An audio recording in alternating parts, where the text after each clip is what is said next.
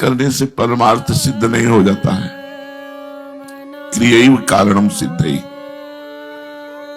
जो सद्गुरुदेव ने साधना पद्धति बताई है उसके अनुसार चलने पर सिद्धावस्था की प्राप्ति। सत्य मेतन न संशया, इसमें संशय मत करना।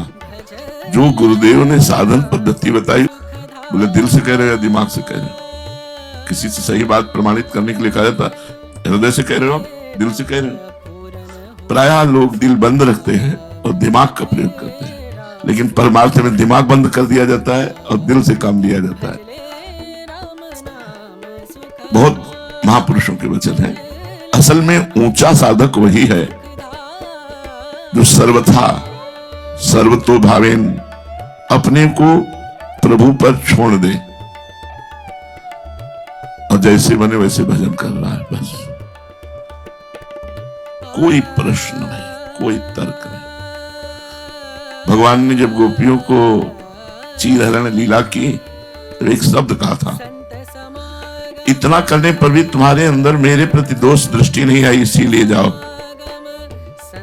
इष्ट के प्रति निर्दोष भावना, सर्वतो भावेन, सर्वतो भावेन अपने आप को ऐसे, ये सबसे कठिन बात है। कठिन बात है, ये सबसे कठिन बात है। हमारा जोर इसी पे रहता है।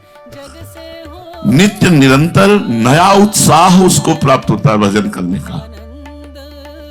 जिसकी अनन्य उत्कंठा जागृत होती है, उसकी इस तरह की वृत्ति हो जाती है जैसी वृत्तासुर की अंतिम समय में हुई।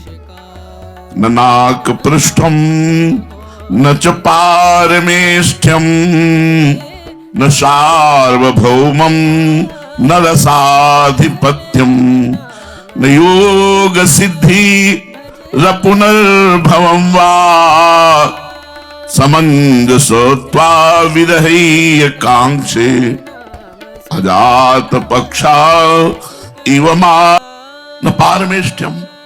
परमेष्ठी पद ब्रह्मा के पद को कहते हैं। मैं आपको छोड़कर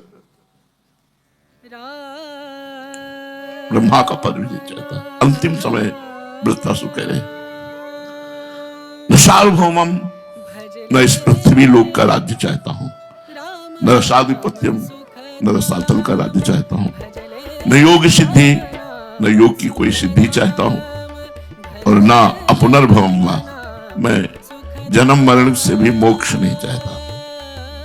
समंजसात्वा विरहै कांक्षे।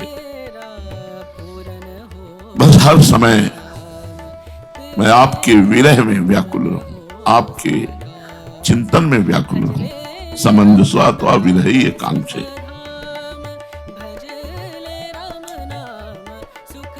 विरह, भगवान के बिना कुछ अच्छा न लगे, ये अंदर का विषय। बात अंदर एक हृदय में मस्त, शायद इसको ही इश्क कहते हो, जैसे कोई दिल को मसला करे। अपने प्रीतम की याद में एक विकलता होना। विरहै कांक्षे, समंजसात्वा विरहै कांक्षे। मुझे और कुछ नहीं चाहिए, बस विरहै कांक्षे। केशव में युद्ध नहीं करूंगा। स्वर्ग का राज्य क्या, पृथ्वी का राज्य क्या, ये मेरे शोक को नहीं सुखा सकता। मैं आपकी शरण में हूं, आपका शिष्य हूं, पर युद्ध नहीं करूंगा। शरण में हो, शिष्य हो तो थोड़ा रुको, उनको बोलने दो। वो क्या कह रहे हैं उनकी बात को मानो, लेकिन पहले फाइनल कर दिया युद्ध नहीं करूंगा। यही से गीता प्रारंभ होती है। अजात पक्षाय मातरम खगा। जैसे बिना पंख के पक्षियों के बच्चे अपनी मां के लिए बाट जोते रहते, क्योंकि उनका जीवन और मरण सब कुछ मां के हाथ में। वो कुछ नहीं कर सकते, केवल घोंसले पे बैठे। क्या शरणागति है। एक शरणागति ये बताई कि अजात पक्षायु मातरम खगा, केवल भरोसे पे बैठे, आश्रय पे बैठे, निर्दोष दृष्टि करके। शरणागत कुछ नहीं कर सकते। एक बार राधा भी नहीं बोल सकते। यदि किशोरी जी ना चाहे तो एक बार राधा भी नहीं बोल सकते। अगर राधा राधा बोल रहे हैं तो उनकी कृपा से, वृंदावन में डोल रहे हैं तो उनकी कृपा से, जो कुछ है उनकी कृपा। कृपा इसके अलावा कुछ नहीं कर सके। भगवान की शरणागति के विषय में ककारा का भी पता नहीं है। बहुत सुंदर प्रसंग है, सुनोगे तो सब संशय मिट जाएंगे। अजात पक्षायु, वो पक्षी से क्या आशा की जा सकती जिसके पंख नहीं निकले? आशा करना भी अज्ञानता ही होगी। ऐसे हम शरणागत हैं, हमसे कोई आशा शरण नहीं करे। अजात पक्षायु मात्रम खला। और दूसरा कहा स्तन्यम यथावत सतरा क्षुधारता। जैसे क्षुधारता माने भूख से पीड़ित, क्षुधा आरता भूख से पीड़ित गाय का बछड़ा अपनी माता गौ का स्तन्यम, स्तन पान करने के लिए, क्योंकि वो घास नहीं चल सकता, वो अभी कुछ भूसा आदि नहीं खा सकता, वो केवल अपनी मां के दूध से पोषित है। तो जैसे क्षुधार्त स्तन पान के लिए गौ का बछड़ा सिर्फ गाय का चिंतन करता है, न घास का, न अन्न का, न किसी और वस्तु का, उसकी क्षुधा की पूर्ति गौ के स्तनपान से ही होगी। भगवान से प्रार्थना कर रहे हैं कि हमारी शरणागति ऐसी हो। अजात पक्षा इव मातरम खगा स्तन्यम यथावत तरा क्षुधारता। जैसे गौ का स्तनपान कांक्षे, ऐसे हमारा हृदय आपके लिए तड़पे। जैसे बिना पंख का पक्षी का बच्चा घोंसले में बैठे मां का चिंतन करता है, जैसे गौ का बछड़ा दूध के लिए व्याकुल होकर के, क्षुधार्त होकर के गौ का चिंतन करता है स्तनपान के लिए, जैसे परदेश गए हुए पति के मिलन के लिए पतिव्रता पत्नी अपने पति का चिंतन करती है, ऐसे मनोरविंदाक्ष दिदक्षते त्वाम। हे कमल नयन, मेरा मन तुम्हें देखने के लिए व्याकुल है, तुम्हारे को देखने के लिए मेरा मन ऐसे व्याकुल है।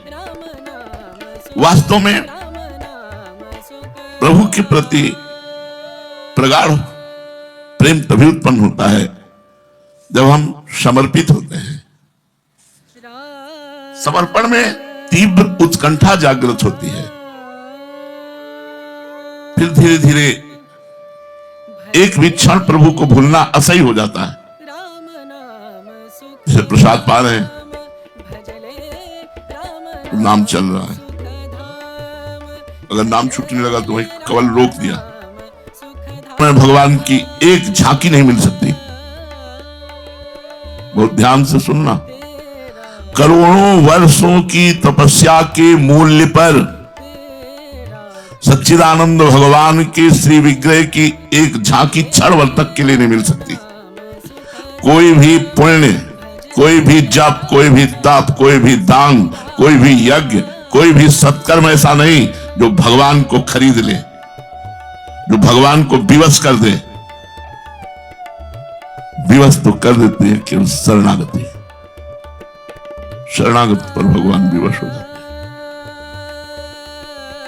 जब लक्ष्मण जी को शक्ति लगी तो भगवान छाती नहीं लड़ाए, लेकिन जब विभीषण जी को शक्ति मारी रावण ने तो तुरंत विभीषण पाछे में जो भगवान को दर्शन देने के लिए विवश कर सके।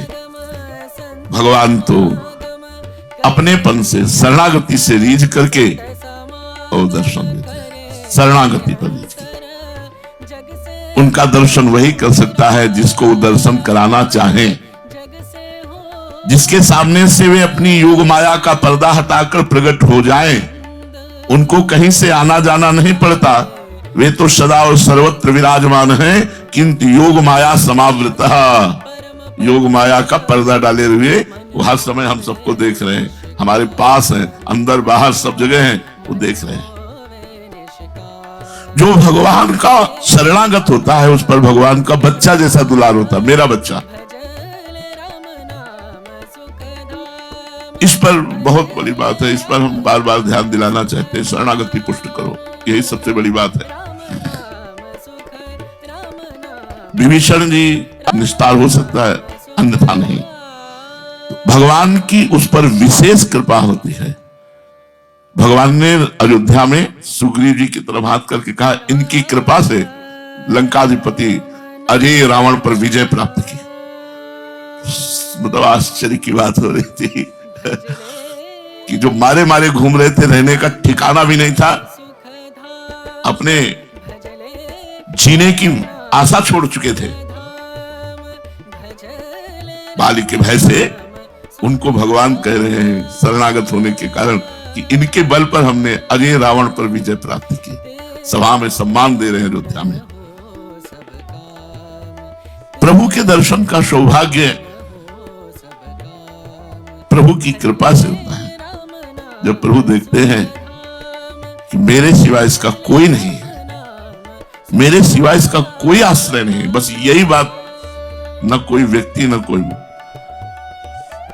इष्ट बल बलवान, इष्ट की चाह, इष्ट का ही भरोसा, इष्ट की आशा।